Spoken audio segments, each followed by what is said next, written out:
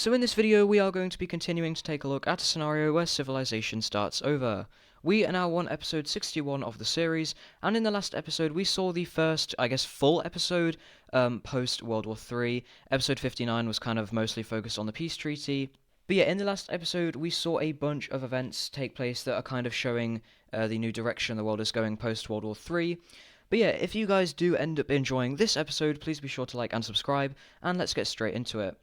So before we look at the actual changes on the map this episode, there is one important thing I want to mention, and that is actually the stability layer. So as you can see, the stability layer has actually changed a lot. Previously, this had been a lot more unstable, but the world has had a lot more time to rebuild, and the world being a lot more peaceful post-World War III has allowed a lot of these countries to increase their stability. So now there are a lot less unstable countries. A majority of the countries in the world are either kind of neutral or leaning towards being stable, so that is a pretty good humanitarian thing we see there. But yeah, without further ado, let's get into the first actual map event of this video, and to see that we have to come over to South America, because the yellow country down here is having a few issues. Now, this country, it was formed, and it did nothing ever since being formed. I believe it was released in like the interwar period. It was released from Galicia, and it is actually a monarchy. Taking a look at the ideologies layer, I believe it's one of the only three monarchies. The other monarchy is this one right here, so there's two right next to each other. The only other one in all of the Americas is the Yucatan country. But yeah, these guys, they are having a bit of trouble. More specifically, taking a look at this region over here.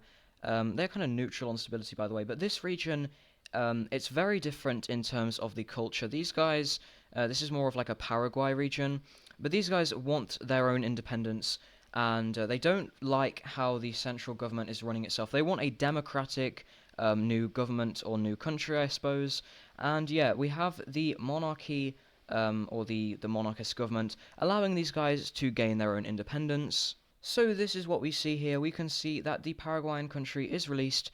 They are released with these two provinces. Oh yeah, also speaking of provinces, I completely revamped the province layer. So I just binned the old one and I completely made a new one from scratch. You might have seen me doing this on streams. But I finally finished it. A big reason I did change this is because the old ones were kind of like lazily drawn. So yeah, if you might notice, these are completely different. Their capital is going to be right here on this river, which is kind of funny because their capital isn't in Paraguay. But yeah, that is what we see happening there. Next up now, we need to move over to the Venetian Union, because there are a few things that are going on in this country that are not so great. So, first of all, this country is starting to lose stability rapidly. There are a lot of internal issues in this government that have only been surfacing recently in the modern times. Throughout the Cold War, the people were more so united under the threat of foreign invasion or their country being influenced to join one of the Cold War sides, which they did not want to happen. They wanted to be neutral. But after the Cold War, the people are starting to realize that their government is not the best. It's not very functioning well, and this country is kind of going on the decline. Its economy is stagnating, and the people are getting a bit more unhappy. So that is something to keep our eyes on. This country kind of losing stability pretty quickly there. But now we need to move over to the Gold Coast. We actually did focus on this region last episode, as we saw the Nigerians actually go ahead and invade the red country that was here. And surprise, surprise, that is actually not going to be the only thing Nigeria will be doing. Because Nigeria has now got their eyes set on this purple country right over here. I believe this is like a Togo sort of country. But we have Nigerian troops quickly crossing in. It's only been 2 years since they invaded the red team. And yeah, these guys are on a roll. Their leader is really going in on this. He is a very strong democratic leader. This country, despite being democratic, is still quite militaristic. But he has the support from his people and his military to do this. So we have these guys quickly moving in.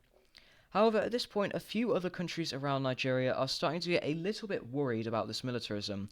First of all, Nigeria is by far the strongest country on the Gold Coast. In fact, they have just surpassed the Somalian country in terms of strength. In terms of regional power rankings in Africa, the strongest is Egypt, then Morocco, then South Africa, then the Congo, and then Nigeria. followed very closely after by Carthage actually. But what I want to say here is these guys are rapidly rising the ranks, and a few other countries are going to try and intervene. And would you have guessed the countries that are trying to intervene are also going to be invading this same country? Not the greatest way, but I mean, at least they're stopping these guys from gaining all the land they want. More specifically, the grey and the green countries are going to be invading in. The green country quickly manages to capture the capital, which is very bad for Nigeria, as this capital is actually one of the most populated cities on the entire Gold Coast, and they really wanted that, but now they won't get it. And, you know, they might think, oh, well, they can at least still gain this city up here. Yeah, no, the grey country is going to get on top of that. So these two countries capture the remaining major cities, and shortly after this country is just going to completely collapse, it just fully surrenders over, and we can go ahead and take a look at this peace treaty that Nigeria is not going to be so happy about, as they do not get nearly as much of the claims as they want to gain. So first things first, we can see this country is, well, probably obviously gone. First of all, you might notice that these guys kind of get even amounts of land. They each get one major city, which is pretty fair. That's also another reason why Nigeria is not happy about this. But we have Nigeria gaining this land right here. We have the green team gaining this land right here. And we have the grey team gaining this land right here. So yeah, another country in Africa gone. However, one thing you may notice actually is that there is actually a border dispute between Nigeria and the Grey Team. The Nigerians claim this land because if you remember during the war they actually occupied this province. They claim that they should be gaining this province and not the Grey Team, because the Grey Team only invaded this region where this province is. So we actually have, I believe, one of our first border disputes in Wixo forming up over here. So yeah, that is definitely something to keep an eye on, and this is a big tension raiser between these two. Now, of course, Nigeria does have a claim over all of the land of this country, but in terms of like actual official border disputes, this is the only one that they are trying to enforce. Next up, we actually will not be moving very far away from the Nigerians, and that's because we have to look at this economical alliance, because this thing is going to be shifting around a little bit, and that's because we're going to be seeing a country go ahead and leave. We have this country over here leave the economic alliance. These guys were kind of influenced to do so because they had a really struggling economy, but they aren't actually big fans of Morocco anymore because they now know that they have ties with Egypt, who these guys do not like. They went to war with Egypt during World War III, and also their economy hasn't really seen that many improvements, so they just go ahead and decide to dip. So that is what we see happening there. But anyway, next up, we need to move over to the pink team because, unfortunately, some not very good things are going to be happening for them. If you guys remember, in the last episode, they invaded the yellow Central Asian country that had been here for a very long time. It was weak, and they just invaded it for land. However, one thing I did not mention was a bit of an ulterior motive for why they invaded this country. Taking a look at the stability layer, we can see that these guys are extremely unstable. They have actually been on the red stability layer for a very long time, I believe, even before World War II, but these guys have never really been that much of a stable country. And if we also take a look at the ideologies there, we can see that these guys are fascist. So the fascist dictator thought that invading this yellow country and seeing success in the war would bring support to him. It's showing that he's a strong leader, and he was hoping it would make his country a bit more stable. But the plan did not work because all it meant is now there's more regions in the country that are unstable, causing more money to have to sent over to this region, and it's just causing a whole big mess in the pink team. And the pink team has already had a lot of issues in the past in terms of radicalism. Like, this area over here is still very left-leaning. It used to be its own separate communist country, and these left-leaning people being under a fascist dictatorship is not very appealing to them. So one thing leads to another, and eventually we have just a full-on civil war breaking out in this country. It's actually going to be one of the most extreme civil wars we've seen in the entire history of this series. So the first group we see breaking away is the yellow team peoples. These guys have not yet been subjugated by the pink team, so they go ahead and break away. They are very prevalent in the regions that they once existed, but they also have a lot of forces going on the border of Lake Balkhash. The second group we see is this kind of regional movement. This area is very chaotic. It's kind of similar to the anarchist regions, but this thing is ruled by one dictator who does not have very strong control over this land. It's basically full of a lot of warring clans, but it's kind of fully controlled by the dictator, if that makes sense. It's just a very unstable region over here. Next up, we see remnants of the former communist country break away over here. Yes, that is right. These guys are actually a communist nation, which is the second one we've seen. The first one over here being Beijing. But these guys break away. Their forces have managed to resist, not very well, obviously. They used to be like all of this land, so you can see the pink team has done a pretty good job actually of pushing these guys back, but they are still prevalent up here. The next group we see is a very big faction. In fact, this is the biggest faction that breaks away. This is kind of like an opposing government of the pink team. So like a separate fascist government. These guys are still fascist. But these guys are prevalent all throughout the country. And this is kind of just showing that the actual fascist council of the pink team has basically just split in two. But yeah, these guys are all over the place. And the final movement we have breakaway is this tiny one over here, very near to Baikal. These guys are just kind of like a small city-state, not ruled by a city. There's like a small town here that controls these guys. This is kind of just one popular figure who's trying to break away and form his own little thing. But yeah, but with that out of the way, let's go ahead and take a look at the early stages of this civil war. So within the first few days of these groups breaking away, now of course they didn't all break away at the same time, they broke away in the order that I showed them breaking away. But the first kind of major fighting we see happen is over down here. We have the yellow team managing to consolidate a lot of their groups, more specifically their ones in the south, as we have them all joining up their connection over here, and we have this small group kind of making some advancements out as well. Over here we have the communist forces encircling a very large portion of the pink team's land over here. Well, not a very large portion, but we have them encircling this. This area was already very disconnected. It was only connected by this. Now, moving over to this group, we actually have the pink team forces doing decently well against them. Like I did say a minute ago, these guys are extremely disorganized. However, they quickly have to retreat these forces after we have the opposing fascist government going ahead and joining in. The fight, and starting to attack into the pink team's land, kind of severing the pink team in two, although that does not last long, as we see the pink team go ahead and cut through this region over here. Now, in regards to the CN is definitely going to get involved in this. They are already loosely involved. They are kind of monitoring the situation, as they do understand that this is a pretty big humanitarian issue. Basically, this whole country is ravaged by war. And if we take a look at the CN layer, we can see that the pink team is surrounded by two regional members, being Baikal and Volga, and these two are going to start to think of how to resolve this issue in the best way. But before they come to that conclusion, let's go ahead and take a look at some more of this civil war. First of all, we actually have the green team doing something. These guys actually do surprisingly well. They managed to take advantage of the chaos. These guys are a very organized group. It's kind of like a militia sort of thing. There was like a very popular person in this region who had support from a regional military group, I guess.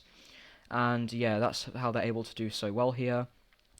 Furthermore, we have the communists actually decide to work with these guys in some sort of way. They agree to not attack each other, as they are some of the weaker movements in this. Moving back over to the purple team, we actually have something happening in this group.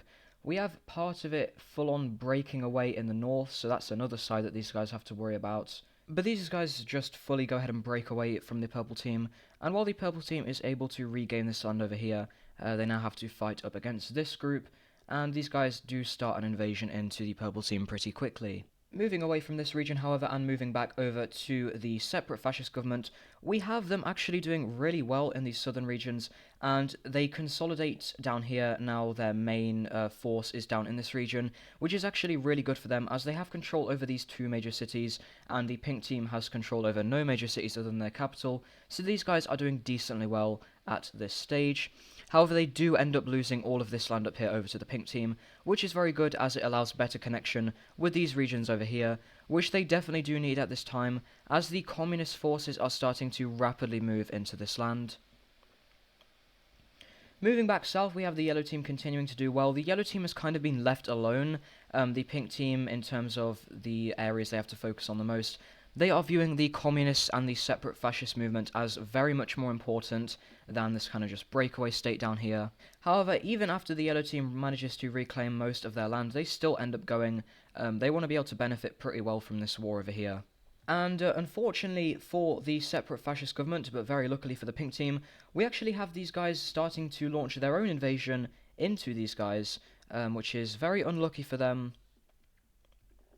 But it allows the pink team to focus on these guys a bit more, and they manage to make a push into this northern allied sector of the government, and they are also able to liberate some parts of their own country.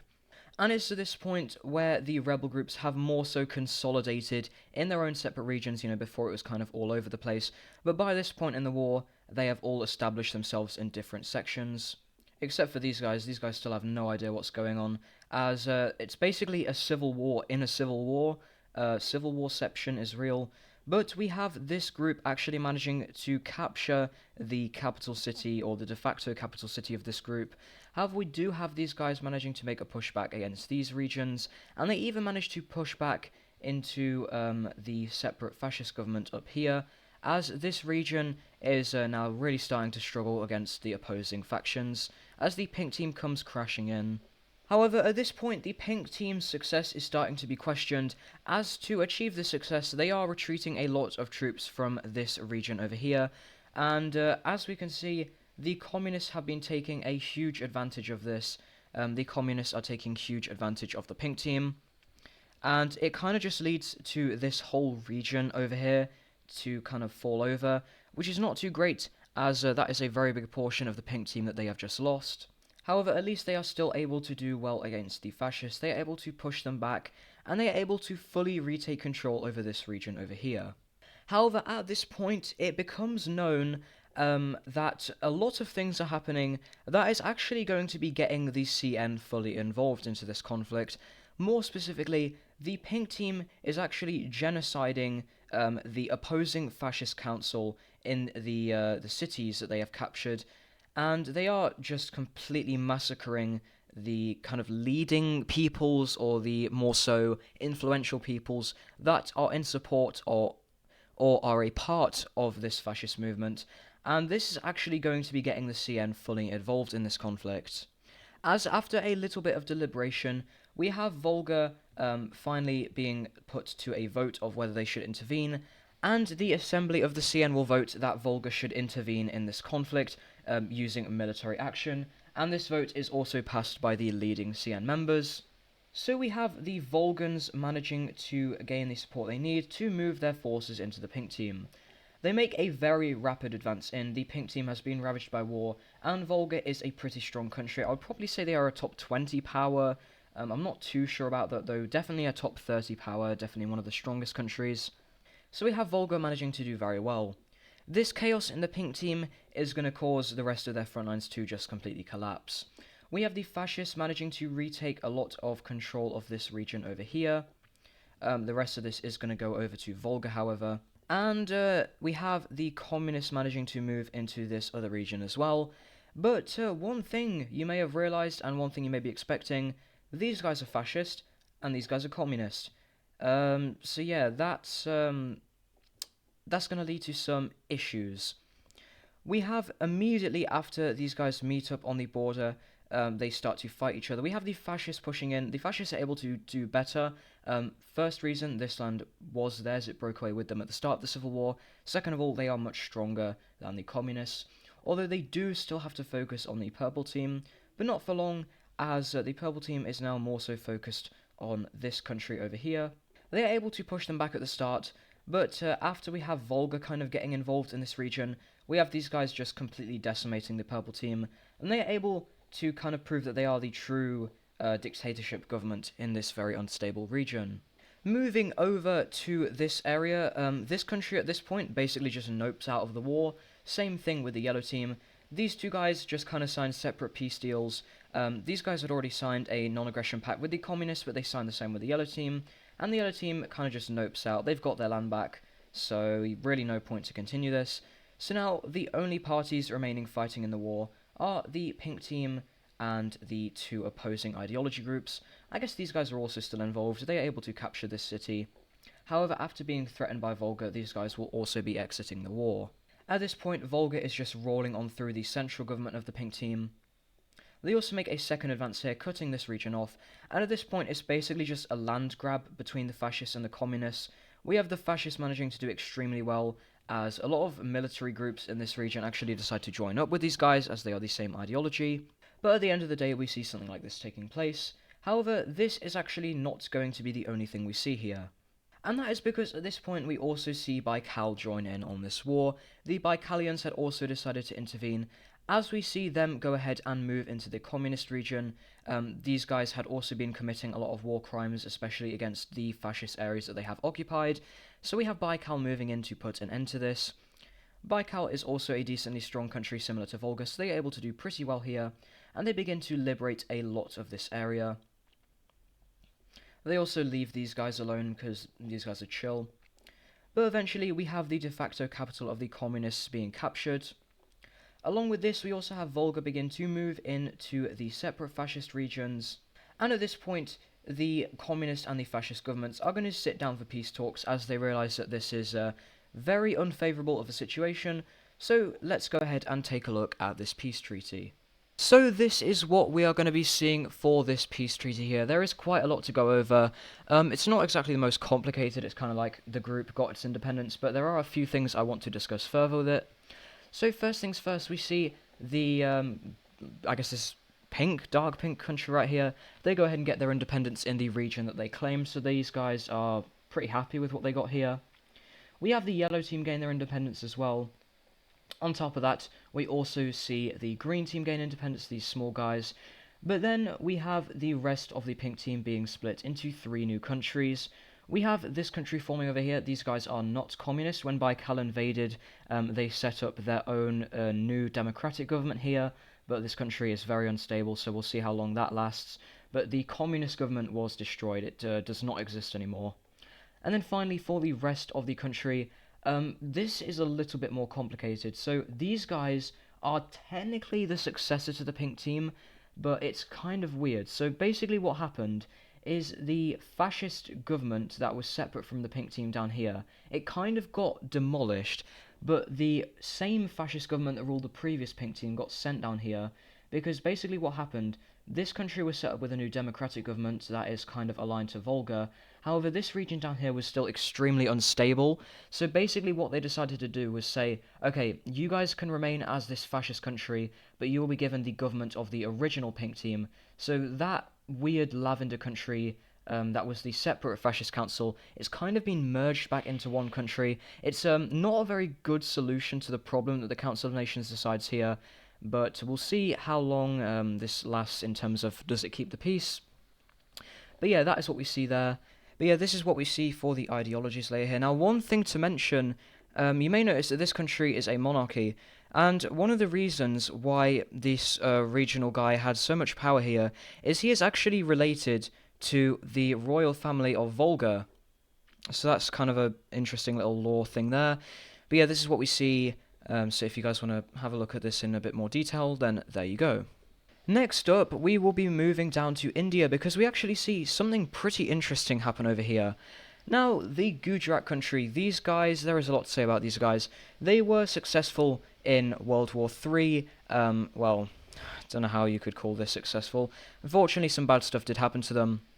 But there have been a few things happening with them. First of all, actually, this does relate to the religion layer. We have slowly started to see the Gujarat peoples kind of, re-move back up. These people kind of managed to come back, I guess. Now, this is going to take a while, so it's kind of a slow movement at first. But a big thing for them is they're able to fully reclaim the Gujarat Peninsula under their ethnicity / religion, so that's a pretty good thing there. But the main thing I want to talk about is actually a pretty big dispute involving the Gujarat country. Now, if you guys think way back to like the very start of this series, like I'm talking like episode 6, episode 7, episode 8, you will remember that the Gujarat country actually began down in this sort of region. Now, it didn't totally begin there, I believe it began kind of this region, but very early on in their history, they went down and they claimed this area. And in the World War III peace treaty, they actually did put in a claim to gain this land back. However, because this was like a kind of a separate rebellion during the war, the winning countries slash Egypt and that lot, they decided to go ahead and make this its own country, and the Gujrats weren't very happy about that. Now, of course, they still were pretty happy with the outcome of the war. Like, they got so much land back, they basically like tripled in size, but they still want this land. So what we actually see happening is we actually have the Gujrats putting in a ginormous claim over this country. So we have the Gujrats going ahead and putting in this claim over this country, and this is, well, it's an absolutely ginormous claim. This is the land that they wanted to gain in the peace treaty, and they are thinking about putting military action into this. As we can see, they claim this very large portion of the capital region. They leave this area over here alone, and this small area on the coast. But yeah, immediately after this happens, tensions between these two countries rise greatly, and these guys start to fear their safety a lot, because the Gujarat country is one of the strongest Indian countries. They're probably the third strongest, right behind Bangladesh. But yeah, these guys are definitely not anyone to mess with, so yeah, we'll have to see what this leads to in the future. And now, the final event we will be seeing in this episode is actually going to be the start of a pretty major war. And we have to look over here to the North American fascist bloc. These guys have been on the move recently, and they have kind of been growing and spreading their influence. They've been invading a bunch of other countries. Well, when I say a bunch, they invaded this guy up here, and they were also active in World War III. But one of these guys is going to be going on the move again, and it's actually going to be Mexico again. These guys invaded this country up here. I believe I called it Arizona in the last episode. So yeah, they invaded Arizona, and now they have their sights set on the red Mexican country. So we have these guys launching an invasion in. They quickly cross the border. Now, this is not like a full-on movement from the whole of the North Americans. This is just them. They are surely getting support from these guys, but mostly this is just them doing this on their own. That will be something that is important later. But we have these guys quickly moving in, and they are able to make a full advance across the entire border, quickly capturing these two major border cities right over here. After this, we have them snaking a little more down the coast, just like so, and they are able to start to capture a lot of this land. They also move down the southern coast as well, and capture this city. However, just as this invasion is looking like, oh, it's going really easy, we're going to be so successful here, something pretty unexpected and very bad for this country takes place. Up in the north, we have the blue team going ahead and rebelling away from the Mexican country. And this is actually extremely surprising. The Mexicans did not expect this. These guys did not have the funding or the weaponry or kind of the organization to be able to establish this. So Mexico is extremely confused of how these guys were able to organize a rebellion. They literally, the only reason that they felt comfortable invading this country is they felt that this area was fully under their control. However, for some reason, it wasn't. So we have the Mexicans kind of halting on this front line. We have them moving in to occupy this central land. But overall, we have this front line coming to a bit of a halt. We also have Mexico managing to make a pushback. And at this point, Mexico asks the rest of the North Americans to get involved, which they will consider. We have Texas getting fully involved. However, Louisiana is going to stay out of this for now, as they don't really see the point in doing so. You know, it's kind of just a small rebellion. However, very strangely, this rebellion starts to do extremely well, like very well. It's extremely weird. There is like no explanation that these guys can think of as to how these guys are so strong, until it is revealed that these guys are being supported by California. And yeah, that's not the greatest look for California, because why are you intervening in this war? And when accused of this, California reveals that they have found invasion plans that Mexico had of them to invade them and take over a very big portion of their southern country. And with this happening, the Californians will declare war on Mexico, and the rest of the North American fascist bloc will declare war on California, who is the second strongest country in all of the Americas. And yeah, but that is actually going to be it for this episode. We will be discussing that war at the beginning of the next episode, and I really hope you guys did enjoy this episode, and I will see you in the next one.